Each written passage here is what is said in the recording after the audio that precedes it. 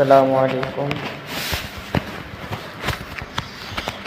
সমস্ত প্রশংসা ও মহান আল্লাহ তাআলার জন্য, যিনি আমাদেরকে সুস্থ রেখেছেন, ভালো রেখেছেন।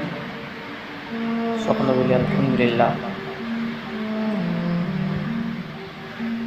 তারপরে তিনার প্রিয় রাসূল মুহাম্মদ সাল্লাল্লাহু আলাইহি সাল্লাম, তিনার উপর দুরূদ ও সালাম বর্ষিত হোক। আল্লাহুম্মা সাল্লি আলা মুহাম্মদ।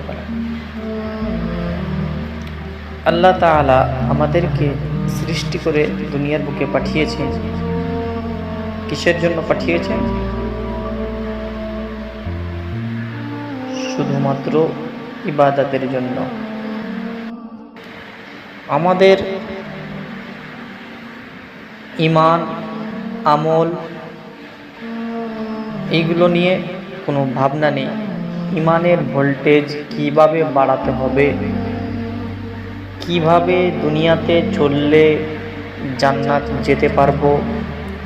আল্লাহ যে আমাদেরকে অর্থাৎ জিন এবং ইনসানকে সৃষ্টি করেছেন শুধুমাত্র ইবাদতের জন্য।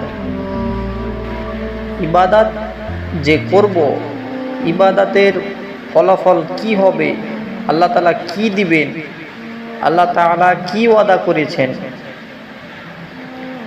এর পিছনে, ইবাদতের পিছনে একদম শেষ স্টপে রয়েছে জান্নাত।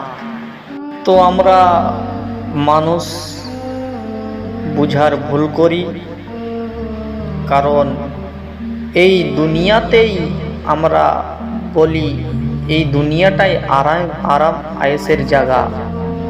এই দুনিয়াতে সব থেকে আরাম করতে পারছি, কারণ ধরলেন আপনি একটা বাড়ি করলেন 10 লক্ষ টাকা দিয়ে, 20 লক্ষ টাকা দিয়ে, 15 লক্ষ টাকা দিয়ে বাড়ি করলেন। একটা বাড়িতে প্লাস্টার করলেন, টাইলস পিটাইলেন, এসি লাগালেন, আরাম হবে না? এসি তো আরাম, একদম আরাম।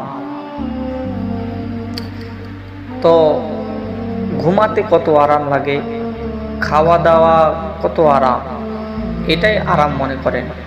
4 চাকা আছে, 4 চাকা নিয়ে এদিক ওদিক ঘুরছেন, দুনিয়া দেখছেন, কত আরাম, কত ভালো লাগে।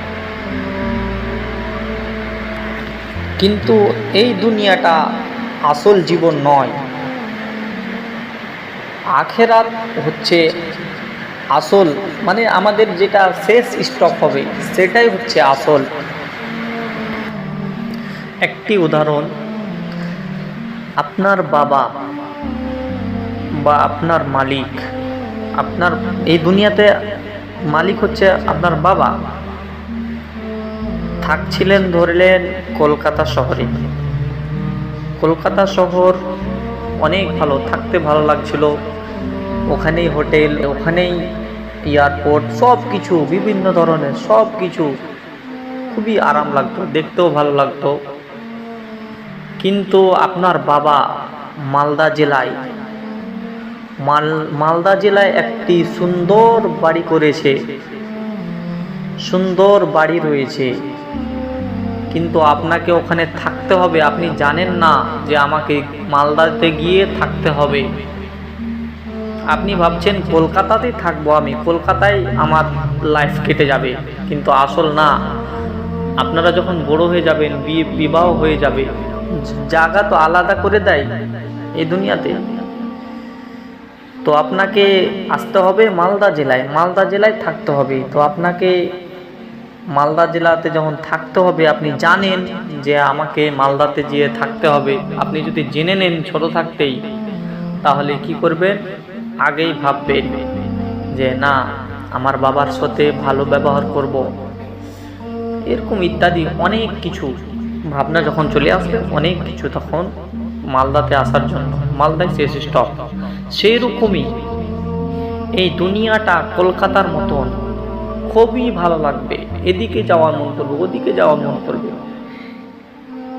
ধরলেন আপনার ছেলের জন্য কত না কষ্ট করে ধান লাগাচ্ছেন, ধান কাটছেন, কেউ আবার বিদেশে মাসকে মাস পড়ে থাকে সেই ছেলের জন্য, নিজের পেটের জন্য। এই পেটের জন্য এই দুনিয়াটা আসলে খেয়ে নিলেন, বাস, কিছু কিছু নাই, দুনিয়া থেকে চলে গেলেন, আখেরাতে চলে গেলেন, ওই সিস্টেমই।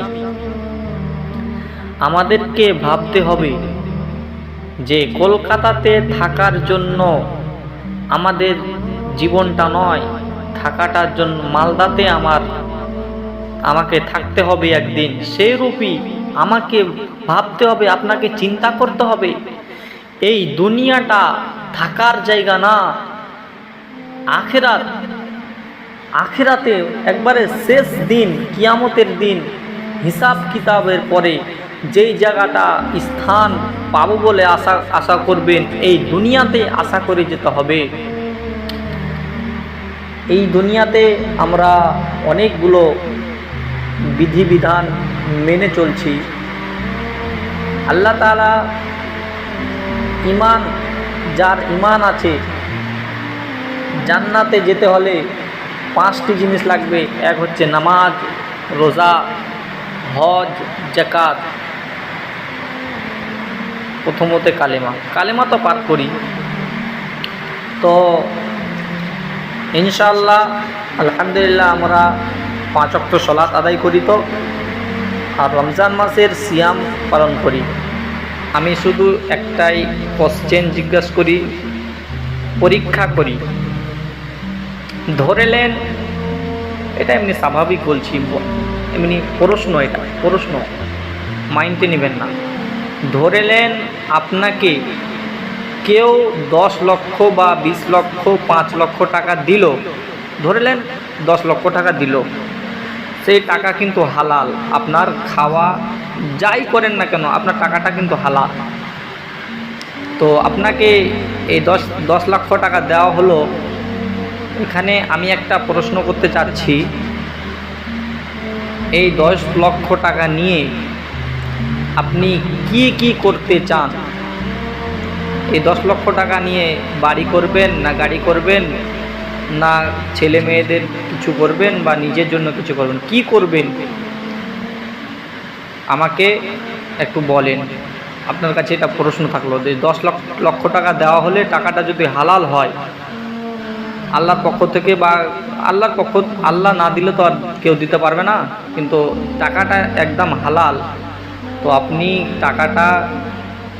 টাকাটি নিয়ে কি করতে চান? আমি 10 মিনিট ভিডিওটা আপনি বন্ধ করে দেন, 10 সেকেন্ড দিয়ে একটু ভাবেন।